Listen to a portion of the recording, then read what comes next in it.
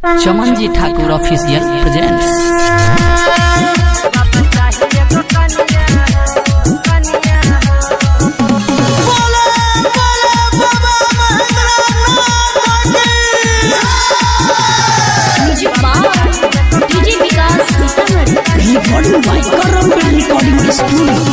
बाबा बन के कमरिया हमारे दुआरिया, बाबा बन के कमरिया,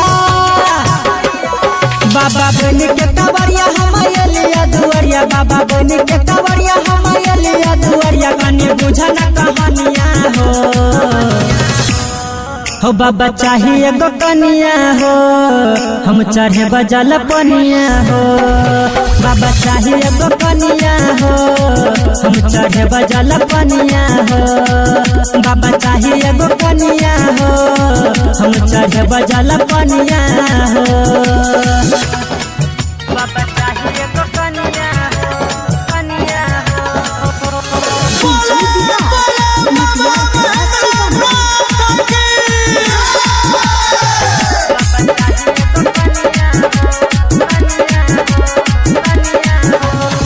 हमारा सपना जे हेते सफल हो, दुनू को मिल के चढ़े बाबा बजल हो बाबा। हमारा सपना जे हेते सफल हो, दुनू को मिल के चढ़े बाबा बजल हो।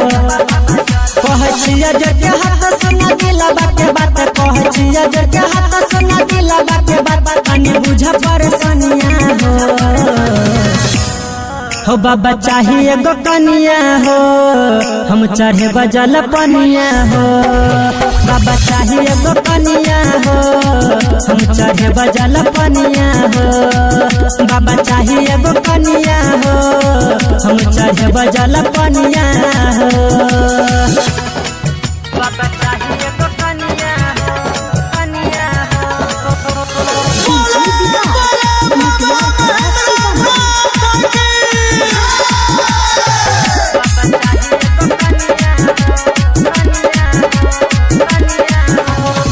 राइटर पिंटू के चाहिए धन हो, निमन कन्या है गई है छिए मन हो।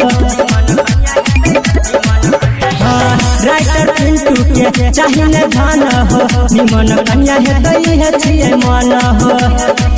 सुन चमन के बात छिए नीतीश के साथ, सुन चमन के बात छिए नीतीश के साथ। कने बुझा परेशानियां हो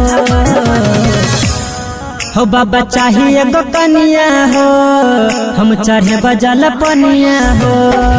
बाबा चाहिए गो कनिया हो, हम चढ़े बजल पनिया हो। बाबा चाहिए गो कनिया हो, हम चढ़े बजल पनिया हो।